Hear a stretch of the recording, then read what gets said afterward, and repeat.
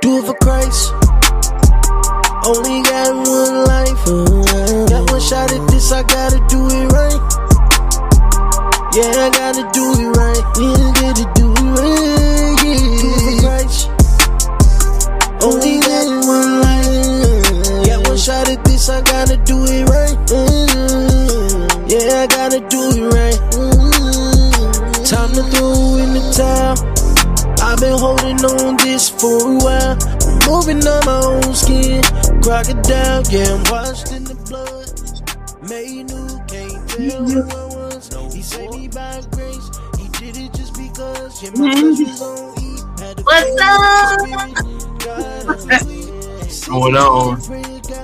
Hey, Hello, everybody. Hey, y'all. What's happening? Hey, what's today? It's Wealthy Marriage Wednesday. Come on.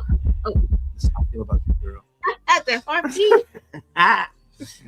So, How y'all doing? we glad that y'all made y'all self available to be here with us during this time. We talking about something for real, that's important. We're Yes. talking about borrowing from your own self. For myself. Yes, indeed. Girl, you got all kind of cash in hidden places. Oh. I bet many of us who've been working for a few years, you got something put up somewhere. Yep. Well, how can you use it to invest? They say, John and Joy, where are we going to find this money? Because we want to get these properties. All right. John and Joy, What's that? we looking to open a business to take it to another level, a side hustle All that we right. looking to grow to a business. Okay. John and Joy, we looking to get these contracts What? so that we can be self-employed instead of the man employed. Hey, And so if that's what you wanting to do and you're looking for some capital, there's other ways besides begging, and there's other ways Mhm. besides feeling like a hostage to the bank. Yep. And so we're going to talk about some of those different ways. I don't know about y'all, but I don't really like rejection. Yeah. Rejection is when you go in and you tell somebody your wonderful idea, Yes. and then you say, hey, would you fund this? And then they tell you no. Oh, And then you feel some type of way about it. yeah. Yeah, it happens. It's demoralizing a little bit. And especially when you know this like the best idea ever. You done poured your heart and your soul into it. Yep. And then they be like, Yeah. Hey, I'm gonna tell you early on, this is the real stuff. Is obviously we didn't have any money. We talk about it all the time. So we said we had to learn how to borrow. that's right. But at the same time, but once we started borrowing, stuff was working out good. We went to one bank, local bank, Yes. and they decided that we was moving too fast for what they like. Yeah. I mean, what you mean we moving Move too too fast? fast. It's working. How are we moving too fast? You getting paid, ain't you? You getting paid. So they gave us some horrible terms and was Yeah. basically saying that we need to slow down, and that did not settle in me and Joy's spirit. Nope. Like, no, you need to slow down, and we They need to move catch on. up. Right. They need to They need catch up. to catch up. And so we said, hey, how wonderful would it be if we didn't have to go to the bank and beg and get turned down and denied, Yeah. and people tell us that we're unworthy of their high standards. And then too, I don't know if you notice or not, but sometimes people of my particular persuasion, Oh. I'm gonna let that marinate. People of my particular persuasion Yes. and Joy's persuasion sometimes Yeah. don't get all the best treatment. That's true. As though when the scales is time to tip, Oh. is it going to tip in your favor or is it going to tip against your favor? Well, more than likely than not, it ain't nobody ready to extend their reputation to say, oh, I'm rocking with this guy, John Mates, because Yeah. somebody's got to extend themselves for you. At the end of the day, most of banking has to do with relationships. Yes, it does. But that's the topic for another day. Yes. But the best thing where you already have the relationship is the relationship with yourself and your wife That's right. and the stuff that you all have accumulated over time. Yeah. So how can, instead of going to borrow from somebody else, how do you work it out where you can borrow from your own assets, from the stuff you already own? That's what we're talking about today. It's borrowing from who? From yourself. So we're going to be talking about today. Yeah. And ultimately, it's important to know that if we're either going to tell our money what to do, Or the lack of will always manage you. that was said really fast. Hold on, let me- or the lack of it will always manage you. That's right. It'll always manage you because when you ain't got it, it's always on your mind. Yeah. But the people I know who got it like that, daggone it, man, they never think about it. That show I want to be one of those people who never has to think or worry about money Yeah. because it's in abundance. Yeah. If you go to a bank, Oh my. they're going to need all of this stuff right here from you. You see that? I'm talking, yeah, you can't even read it. Lot. It's a lot of stuff.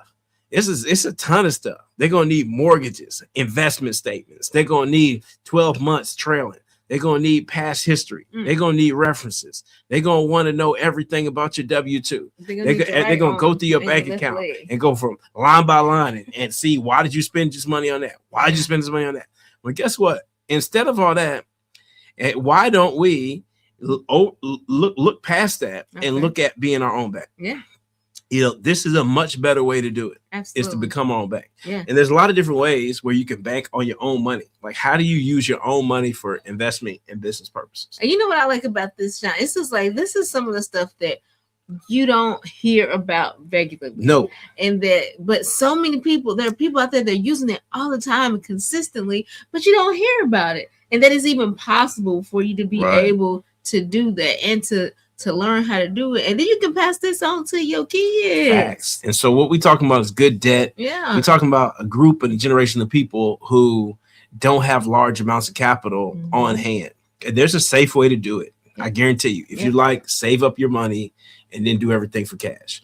For those of us who started not in that kind of space and are not in that kind of space now, and you want to go faster and you're willing to take on more, what they say is risk, meaning debt, good debt that's going to get you paid, then you got to become comfortable with it. And for many of us who had bad credit, who messed up a bunch of money, who had creditors calling them, who had a bunch of issues at different times, you have a bad relationship with debt. Debt is bad, and all we want to do is be free from debt. I want to be free. And so free from personal debt is great. Yes. Free from business debt, I don't know. It's arguable.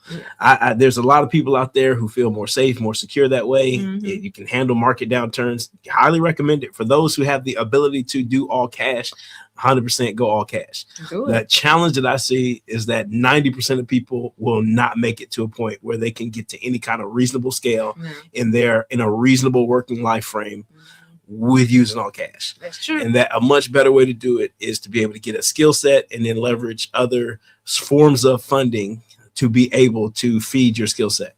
Specifically speaking, becoming, and what we're talking about is becoming your own bank. So we're going to keep going with this. So this is the HELOC. We love the HELOC. And the HELOC is, many of us been paying on a house, bought a house. Why not use some of the equity in the house for business purposes instead of remodeling your kitchen? Instead of paying some random college bill for somebody who's not even in your immediate family. Oh my goodness. Instead of what else? Buying a car. Buying some the upgraded, the cooled and heated seats in the back. Oh my. So you can look good like the king of the parking lot. You know what I'm saying? Like now you the Bum B and Pip C and the parking lot. Wow, you congratulations. Well, I did. Yes, you did. But anyway, how about we tell them what HELOC stands for those who don't know? So it's a home equity line of credit. And so this is a wonderful way. You get really good terms. Yeah. You already own the asset, and there's plenty of institutions who pretty easily cut you a loan on an asset you already own.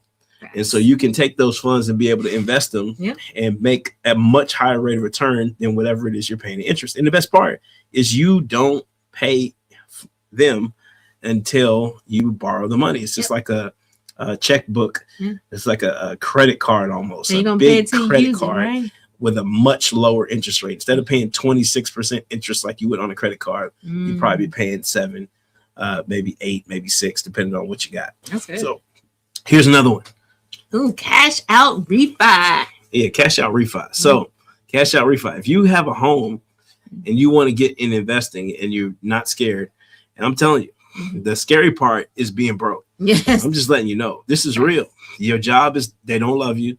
I don't want to tell you. I hate to say this. I feel so bad. But it's true. Yeah, they don't love you. You're just a number. Yeah. And then, yes, they appreciate your work. They appreciate that. But when it's time to lay people off or fire people, they're not looking at you individually. It's a business decision. It's based on a lot of organizational charts. It's based on future direction. It's based on some macroeconomic things that are out of your hands. And when it's time to make a cut, it's just a business decision. And so you need to make the business decision for yourself and start building some assets and buying and having some other streams of income whilst on the job, or else one will end up potentially in a very bad predicament. So what's the cash out refi?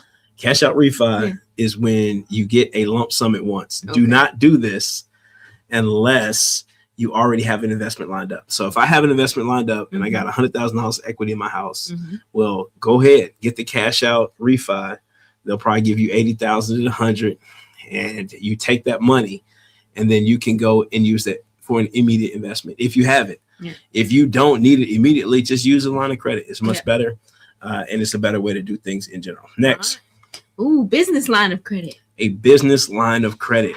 And so a business line of credit, you know that if you own a small business, there's a lot of ways you can just sign your name and get a line of credit. Yeah. Which is some money that you can use that has nothing to do with your day-to-day income, where you can feed your business and it's not attached to anything. Right. Many times these don't even need an asset. These are oftentimes unsecured or secured by your signature or secured by your name only. A lot of different options with that. Okay. Specifically, all those who are out there, maybe we'll talk about building business credit, which is very important, where you can sign for your business and your business can have loans and lines of credit that aren't even reported on your personal stuff. Right. So very good way. Another way. Ooh, portfolio line of credit. Yeah. So let's say you own some stocks in a brokerage or you own some investments. You can, instead of selling those and paying the capital gains tax, what you can do is take a loan against those. Much better way to do it. So then your NVIDIA stock is going up 10x instead of you having to sell it. And so then let's say there's a new AI stock that you invested in and it went up a little bit. You don't want to sell it. And so you want to hold on to it. Well, guess what? You know, you can take a small loan against it. Not too much, you know, because it's going to be pretty variable, but you take a small loan, or if you have some S&P 500 stock, take a little loan off it. And then you could take a loan from your own holdings and still have the holdings going up in value. And so that is a wonderful way to do it. Much better than selling is taking a loan against your portfolio. Okay. Next is your 401k loan. Yeah, we know about that. Yeah, that's a good one because like your employer match. Like let's say your employer matches you dollar for dollar for the first 5% of your paycheck. Well, that means that 5% is just sitting there waiting, and it ain't even your money. This is house money. You can take that alone against that money and then go use it for some investments. It ain't bothering nobody. Why not do it? I mean, shoot, you going to let that money sit there, or you going to take it and go do something with it yourself? I like mine better than International Fund 7 with all the fees whatever and an algorithm and some college kid telling you how your finances look, talking about their financial advisor, but they broke. I mean, come on, like, let's not do that. Take your money, get a personal financial education, and then you go put it in places, and I guarantee you're going to do a lot better than somebody who barely got out of school. All right, next time. Not even doing what they're telling you. That's not even doing what they're telling you, right? Self-directed retirement accounts. Oh. This is a good one. Yes, it is. Yeah, because sometimes you want to get into real estate. Well, did you know if you got a retirement account, you can self-direct that stuff? Like we own property inside of a retirement account. It was like, what?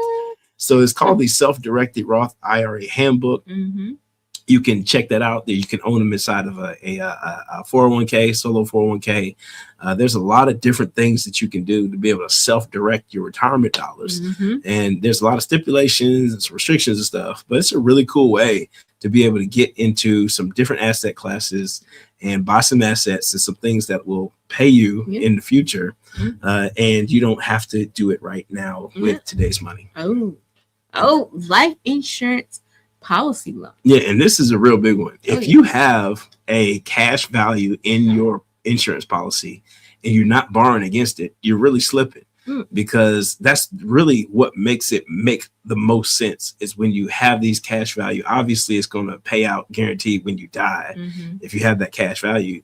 But it's also the good thing is that you can borrow from it while it's alive, and that money is still going up. So take that money, borrow from it, use it for investing purposes. It's a big deal. It's a really cool thing. It's the right thing. And if you need help with that, I want you to text me at 502-632-3005. We'll share with you the strategies we use. That's right. To borrow from our 401ks, and you move money around in IRAs, and we done lines of credit. We got lines of credit on investment properties.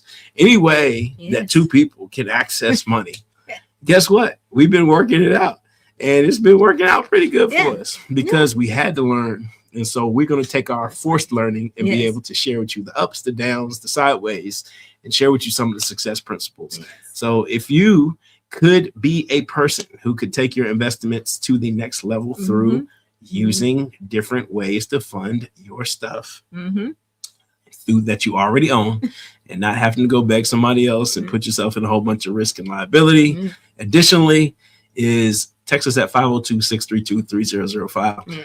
And we will do our best to share the game with you as we do it and not as in theory. So God bless you. Yes. And we hope that you got value out today. Yes. If so, why don't you hit a like button or a heart button? And just make us feel good. It's about it. easier to borrow from yourself than to borrow from some of the other entities. And it's even better when you're doing it together. together. Bye, y'all. Bless us, family. It's time for Master Builders. Bye.